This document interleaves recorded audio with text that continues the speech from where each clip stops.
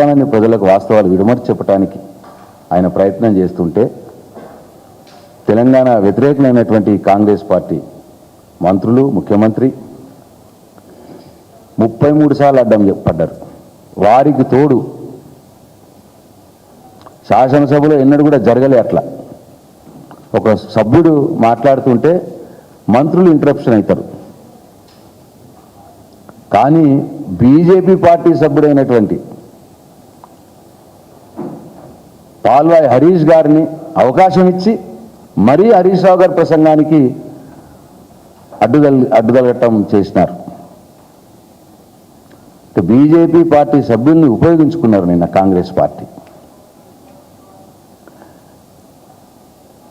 అయితే హరీష్ రావు గారికి ఇచ్చిన టైము 80 నిమిషాలు. అది 33 సార్లు అడ్డుగలిగి బ్రేకులు ఇచ్చి ఆయన మాట్లాడిన 1:20 నిమిషాల్లో 33 సార్లు అడ్డుగలిగినారు. మంత్రులు, బీజేపీ ఎమ్మెల్యే హరీషు, ముఖ్యమంత్రి 33 సార్లు. సరే, 37 మంది సభ్యులున్న బీజేపీ బీఆర్ఎస్ పార్టీకేమో 80 నిమిషాలు ఒక్కడికి అవకాశం ఇచ్చినారు. 8 మంది ఉన్న బీజేపీకి ఇద్దరికి అవకాశం ఇచ్చినారు. అది 90 నిమిషాలు ఇద్దరికి కలిపి వారికి మాట్లాడే సమయం. ఎంత అన్యాయమో ప్రజలు గమనించాలి. ఎట్లా వాళ్ళు మ్యాక్స్ ఫిక్స్ అయిందో గమనించాలి ప్రజలు. 37 సభ్యులున్న బీఆర్ఎస్ పార్టీకి ఒక్క సభ్యుడికి అవకాశం ఇచ్చి 80 నిమిషాలు మాట్లాడనిచ్చి ఆ 80 నిమిషాలు మాట్లాడడంలో 33 సార్లు అడ్డం కలిగి, అదే 8 మంది సభ్యులున్న బీజేపీ పార్టీకి ఇద్దరికి అవకాశం ఇచ్చి 90 నిమిషాలు మాట్లాడింపజేసినారు. దీంతో ఈ బీజేపీ పార్టీ మొత్తం టీఆర్ఎస్ మీదనే దాడి, బీఆర్ఎస్ మీదనే దాడి. వాస్తవాలు లేదు. ఇక ఏదైతే రేవంత్ రెడ్డి స్క్రిప్ట్ ఇచ్చిండో దాన్నే పాల్వాయి హరీష్ మొత్తం డిట్టో అచ్చుకుదినట్టే ఆయన 30 నిమిషాల ప్రసంగంలో. వాళ్ళ బీఎల్పీ నేత కూడా మహేష్ రెడ్డి గారు కూడా అదే కోవా, మమ్మల్ని ఎక్కువ టార్గెట్.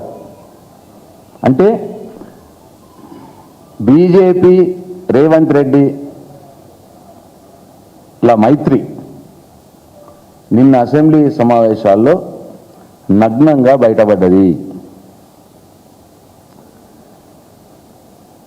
అసలు నిన్న అసెంబ్లీ సమావేశాలు పెట్టింది ఒకటే రోజు, అది సండే.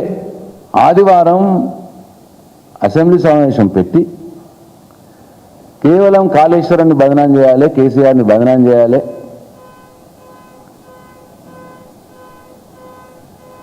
రెండు పార్టీలు కూడబలుకొని, కాంగ్రెస్ పార్టీ, బీజేపీ పార్టీ 2 పార్టీలు కూడబలుకొని నిన్న వారు వివరించిన తీరు తెలంగాణ సమాజం గమనించిందనే మేము భావిస్తూ ఉన్నాం. ఇక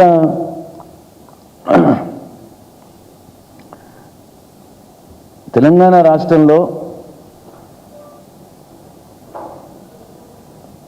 2018 నుంచి బండి సంజయ్ ఎప్పుడైతే బీజేపీ పార్టీ అధ్యక్షుడైందో అప్పటి నుంచి బీజేపీ రేవంత్ రెడ్డి, బండి సంజయ్ రేవంత్ రెడ్డి ముఖ్యంగా ఇద్దరు కలిపి పనిచేస్తున్నారు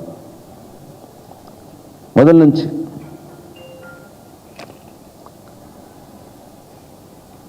కాళేశ్వరంలో అసలు జరిగింది ఏంటండి? కాళేశ్వరము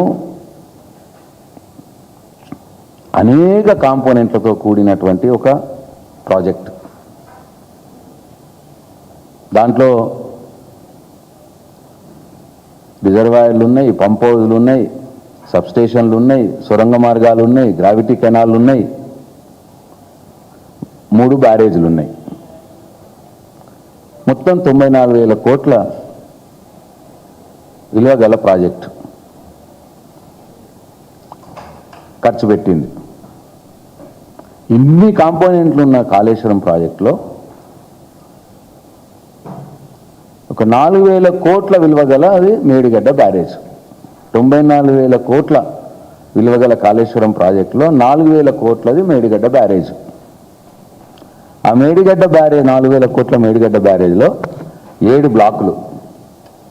7 బ్లాకులో ఆ ఒక్క బ్లాక్లో 3 పిల్లర్లకు ఇబ్బంది జరిగింది దురదృష్టవశాత్తు. అది